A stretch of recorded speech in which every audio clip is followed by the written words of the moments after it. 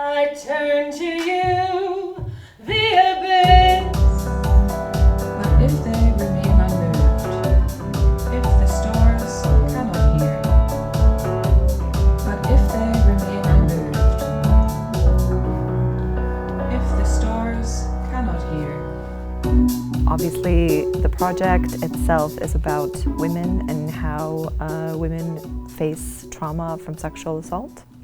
I got a bit sick of a lot of the characters that I'd been studying for opera, various operas.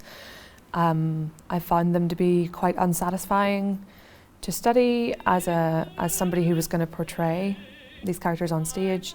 So by creating an immersive experience which takes place in a warehouse or a club, and by projecting text onto a wall or making it part of the action, we are hoping that we're working with something that is a bit different in its format and a bit more accessible to people who wouldn't usually go to the opera.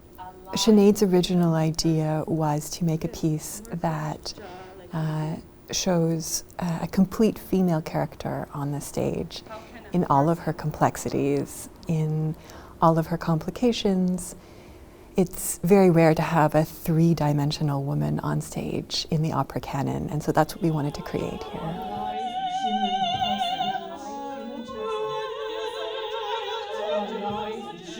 So my role in the project is being very conscious about the dramaturgy of the piece and also how we see all this material on stage. At the moment, we're using a lot of live feed video, which is giving a very intimate look of how our character is processing everything that's happening to her. But it's also, hopefully, giving a lot of agency to her because she is the one who creates the club just with a bit of makeup. She's the one who creates the journey home. She's the one who creates her working environment. I'm the performer, and I'm also, I originated a lot of the ideas. I don't feel that they're just mine, at least not anymore. We've been working together for quite a long time now, and what started out as a small seed has grown into a tree that has many arms and many leaves. It's exciting to be part of a group of opera makers now who are creating a new canon that reflects intersectional feminist values. There's a lot of interesting work happening, and it's nice to be creating this piece in that atmosphere. In the same time and place.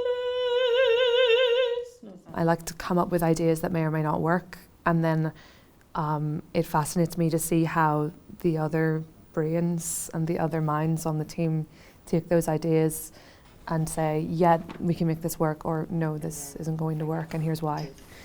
Our other big task was to think about the whole structure of the piece and what is the dramaturgy, how do we build and tell the story, and most importantly, how do we finish it? Because of course, there's a big responsibility there. We don't want to leave our audience traumatized.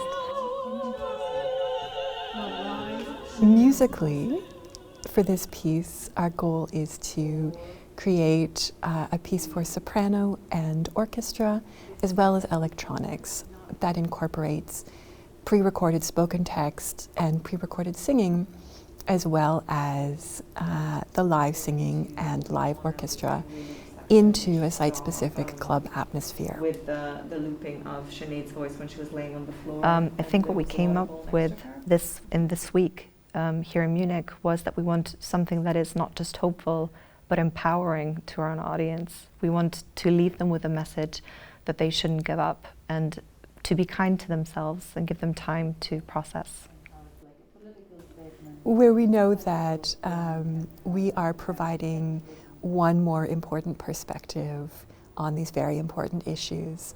And I think in 100 years we will be leaving audiences of the future with a really interesting canon to work with.